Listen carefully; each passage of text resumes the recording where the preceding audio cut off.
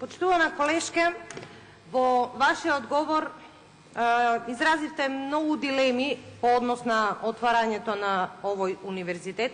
Не ми е јасно како може отварање на универзитет да биде штетно за високото образование. Јас со оваа ваша констатација не се сложувам.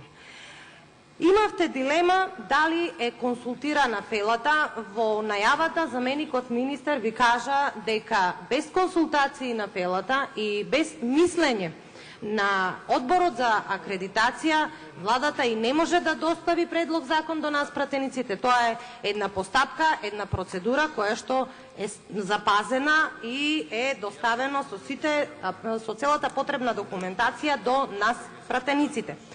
Искажавте исто така дилема дали ќе се укине постоечкиот факултет. Секако дека нема да се укине. Напротив, тенденцијата на оваа влада и на ВМРО-ДПМН и коалицијата е да се отвараат што е можно повеќе факултети и универзитети, а со самото тоа и се стремиме кон подобар квалитет во образованието. Исто така, искажавте една ваша дилема, односно фрливте анатема по однос на грижата за своите кадри во образованието. Очигледно, колешке, не сте го прочитале доволно добро законот, затоа што во неколку члена во овој закон се искажува токму таа грижа за кандидатите питомци. Значи и во членот 8, и во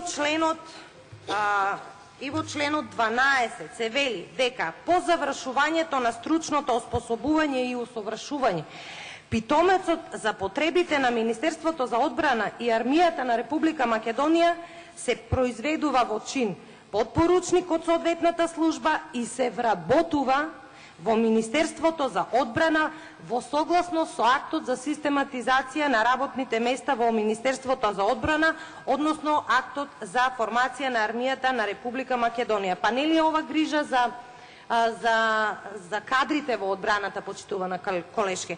Исто така, и во самото студирање на питомците им е обезбедено интернатско сместување, сместување исхрана, здравствено инвалидско осигурување, месечни парични примања за намирување на неопходните лични потреби, патни трошоци за доаѓање на универзитетот и низа на поволности кои што ќе бидат обезбедени и се обезбедуваат со овој закон.